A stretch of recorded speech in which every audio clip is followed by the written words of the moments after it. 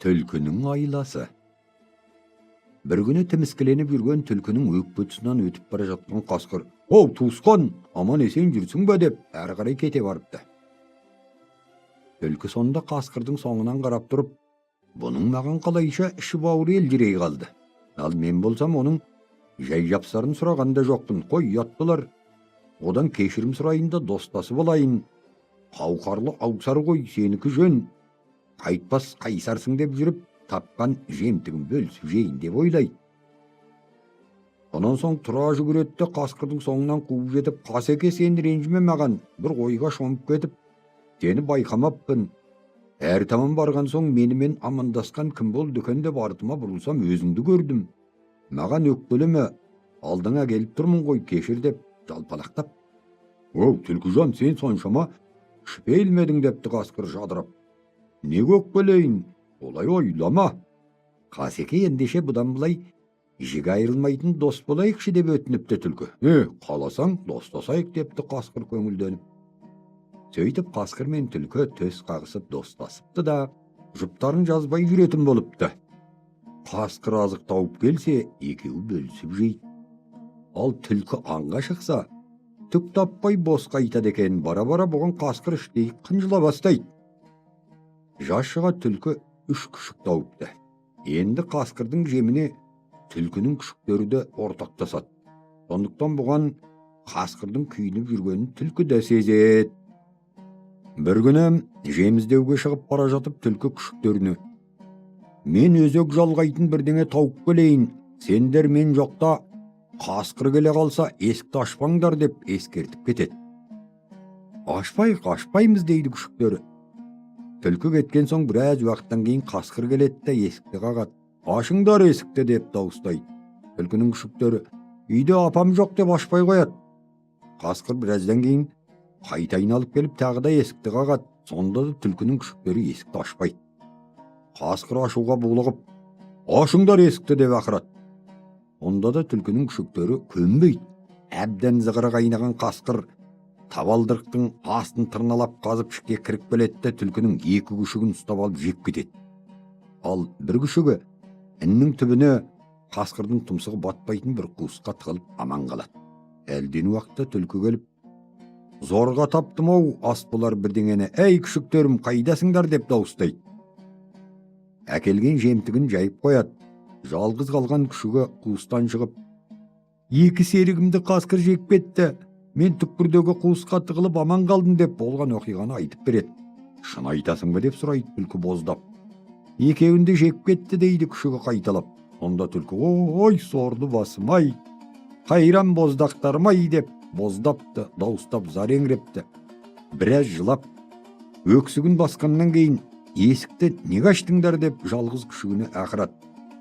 «Қасқыр 2 рет келді, біз ашпай қойдық. Сонан соң ол табалдырықтың астын қазып кірді. Оған біз не істей аламыз? Қолына ілінгенді бас салды» деп күшігі анығын айтады. «Олай болса енді сен сақ бол» дейді де, тауып келген етін қазанға салып күшігін жұмсайды. «Мен қамыр илейін, сен барып қасқырды тамаққа шақырып келе ғой». Күшігі қасқырға барады. «Қасеке, сізді апам ас ішсін деп шақырып жатыр» дейді. Қасқырдың барғысы келмей қипақтайды. «Жұмысым көп еді, бара алмаймын». «Жүріңіз, апам бір қазан ет асып қойды, сізді тосып отыр» деп түлкінің күшігі де кетпей тұрып алады. Еттің атын естіген соң қасқыр: «Қоймадың ғой, жүр ендеше» деп түлкінің күшігінің соңынан ілеседі. Қасқыр келгенше түлкі төрінің төбесінен терең ор қазады да, ішін қып-қызыл шоққа толтырып, үстін киізбен жауып тастайды. Өзі қонақ күткен боп отыра береді. Қасқыр есіктен кірген кезде: «Қане Қасеке, төрге шығып отыр жайғасып, мен дастархан жаяйын» деп күшіктерін іздемегенін сездірмепті. «Біраз ет тауып келіп ем, қазанға салып қойдым. Мен келсем мына балам жалғыз отыр екен, әлгі екеуін ойнап кетті» дейді. «Қайда барар дейсің, келер, біз тамақ жеберейік». Түлкі сапылдап сөйлеп ау жаппайды. Күшіктерінің қайда кеткенін әлі білмейді екен ғой. Мына баласы қорыққанынан айтпаған шығар деп ойлаған қасқыр алшаңдай басып төрге қарай беттейді.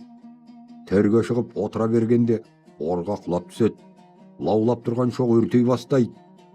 Екі боздағымды сен жеп қойдың дейді түлкі төбесінен төніп.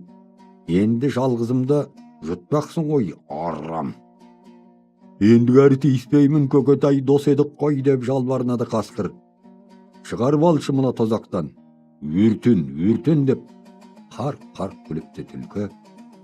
Қасқыр шоққа күйіп, сирағының тарамысы тырысып, тобан аяқ болып қалған соң түлкі шығарып алады. Енді қайтып жанбағамын деп боздапты қасқыр. Қанша қастық істесең де досым болған соң жаным ашып шығарып алып отырмын депті түлкі аяғансып. Енді емінді айтайын, анау таудың бөктерінде ошаған өседі. Соған барып аунасаң, құлан таза жазылып кетесің. Қасқыр сүмен қағып тауға келеді да ошағанға аунай бастайды. Сөйтсе, тікен өні бойына инедей қадалып, одан бетер жанын көзіне көрсетеді. Зықысы шыққан қасқыр түлкіге қайта келіп, мұңын шағады, жалбарынып, түке көмектес, енді қайттым. Өне бойым қан жоса болды. Қасқырдың зарын тыңдап тұрған түлкі: ол ем болмаса, анау тұзды көлге барып түс. Сол жараңды ширатат деп кеңес береді. Жан қоярға жер таппаған қасқыр көлге қарай жүгіреді. Жетіп келіп тұзды көлге түскен екен. Өне бой одан бетер дуылдап ақыры азаппен өліпті. Өйтіп, түлкі қасқырдан кегін алып